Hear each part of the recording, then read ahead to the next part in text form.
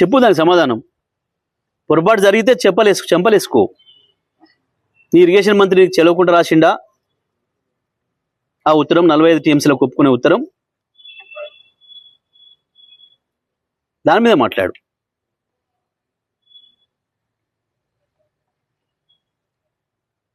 తప్పకుండా తోలు వలుస్తాం ప్రభుత్వాన్ని.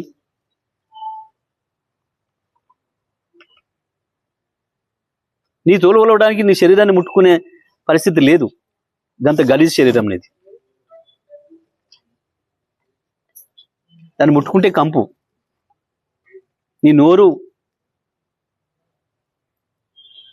ఆ సివరేజ్ లైన్ల కంటే కంపు. నీ మైండ్ కంపు. ఎందుకు వస్తాయి ఆ మాటలు? కేవలం సమాధానం లెక్క. కేసీఆర్ వేసిన ప్రశ్నకు సమాధానం లెక్క. ఎందుకు వణుకుతున్నావు? కేసీఆర్ ప్రజలకు పోతానంటుంటే మహబూబ్నగర్లో సభ పెడతాడంట, నల్గొండ సభ పెడతాడంట, రంగారెడ్డి సభ పెడతాం, తప్పకుండా పెడతాం. ప్రతి చోట పెడతాం సభలు. పెట్టు. నీకు చేతనైతే కేసీఆర్ అడిగే ప్రశ్నకు సమాధానం చెప్పు. తెలంగాణ ప్రజలు అడిగే ప్రశ్నకు సమాధానం చెప్పు. దానికి పరిష్కారం ఏందో చూడు. ప్రజలు గెలవాలంటే అవతల వాళ్ళకంటే మంచి పనులు చేసి గెలవాలి తప్ప, అవతల వాళ్ళకంటే మంచిగా మాట్లాడి గెలవాలి తప్ప, నీ బూతులకు నీ ఎదురుగా ఉన్న సర్పంచ్లే తిట్టుకుంటూ పోయినారు. చీనీ అమ్మ ఇదేంది, సాగు కోరుకుంటాడు ఎవడన్నా? 2 ఏళ్లలో ఒక్కసారి కేసీఆర్ నీ పేరు ఎత్తుకున్నాడా ఎప్పుడన్నా? లేని కేసీఆర్, లేని కేసీఆర్ గురించి బూతులు ఎందుకు మాట్లాడుతున్నావు?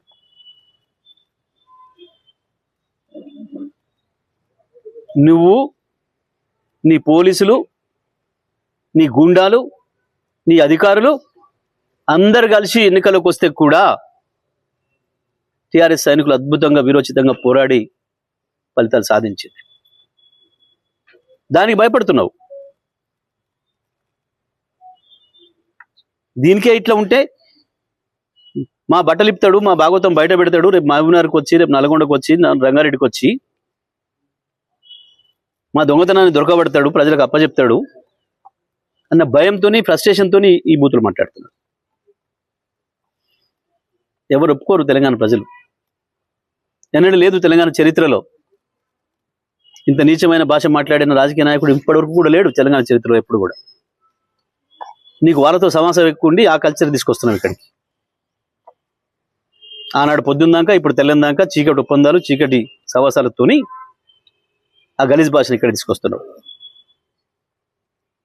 నువ్వు ఎంత దిగజారినా మేము మాత్రం ఆ స్థాయికి రాము.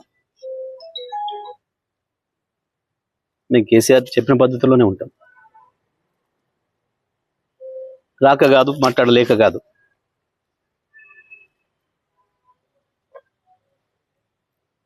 ఎవడు మాట్లాడితే వాడి మీద ఓ దొంగరాతలు రాస్తూ, చెత్తరాతలు రాస్తూ, కుటుంబాలను ఇబ్బంది పెట్టే పద్ధతుల్లో నువ్వు చేస్తున్న వెధవ పని తప్పకుండా నీకు శిక్ష పడుతుంది.